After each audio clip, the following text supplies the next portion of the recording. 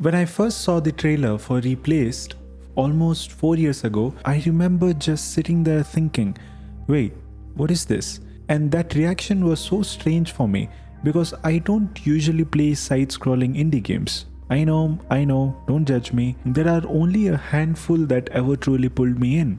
Ori, Little Nightmares, Inside, and those games worked because they felt different. They had atmosphere, weight. Replaced gave me that same feeling instantly, even though it was pixel art, which, if I'm being honest, isn't usually my thing. But something about it just clicked. The music, the way the character walked, the combat animations, that retro synth vibe that makes your head bounce without you realizing it. I was hooked.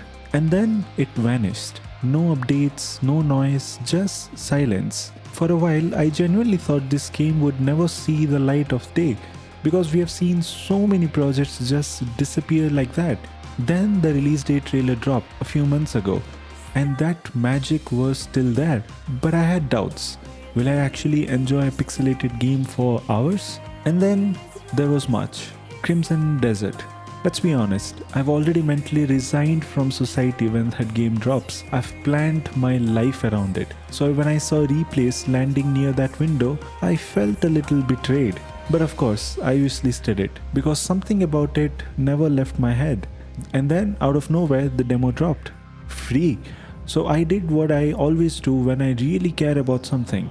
I didn't watch a single preview. No YouTube, no breakdowns, no opinions, just me and the game. Whenever I start a new game, I have this weird habit. I don't press new game immediately. I sit in the menu, I go through the settings, I check every option like I'm auditing the studio, and Replaced impressed me quietly. The menus are clean, simple, straightforward, but then I noticed something small, a simplified font option. If the pixelated text is hard to read, you can switch it. And I smiled because that's such a small detail, but it says a lot. It says, we thought about you. And those small things matter to me more than flashy marketing. Then the game begins, and instantly it feels cinematic, not just good for a pixel game, actually cinematic. The premise is strong. An AI is transferred into a body of a human named Warren after a catastrophic event destroys its server, and instead of help arriving, a damage control unit shows up to eliminate him. It's a simple hook, but it works. You don't need a 20-minute exposition dump, you just need intrigue, and it delivers. Visually, this game is beautiful. Layered backgrounds, neon reflections, depth everywhere. You barely see detailed facial features, yet somehow the world feels alive. But the real star? The animation. Movement feels expensive. If you walk into an obstacle carelessly, you stumble.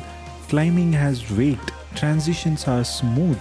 It doesn't feel gamey, it feels grounded. There's parkour as well, ledges, bars, vertical climbs, and everything flows naturally. I did notice there's no dedicated run button in the demo. At first, I was like, okay, this feels a bit slow, but honestly, the pacing works after you are used to the game. It never felt game-breaking. One thing that threw me off initially was distinguishing foreground from background. I definitely walked into a wall or two thinking it wasn't interactive and then immediately corrected myself. Skill issue?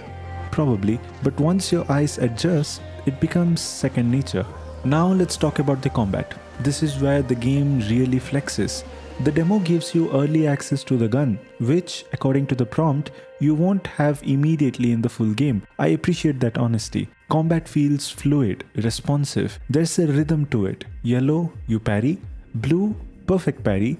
Red, dodge. Always dodge, don't test it. There's no stamina bar constantly telling you to calm down, and thank God for that. I'm honestly so done with stamina bars. The gun mechanic is clever. You don't spam it, you earn it. You build charge through melee combat, and once it's full, you get one powerful shot. You can fire from distance for a clean elimination, or get close and trigger an execution animation that makes you feel like you just stepped into a cyberpunk John Wick sequence. I'm not saying I replayed fights just to see the animations again, but I'm also not denying it. Yes, some executions repeat in the demo, but that's completely fair for a short slice.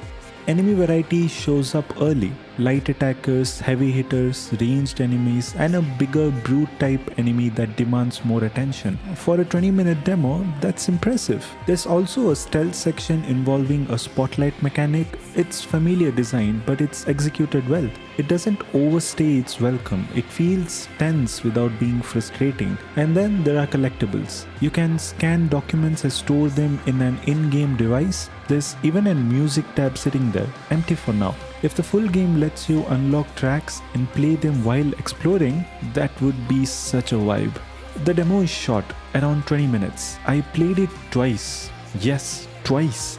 And that's not something I usually do with demos. Not because it's short, but because it left an impression. Replaced isn't just stylish, it has identity. And even though March belongs to Crimson Desert for me, I'll be back here.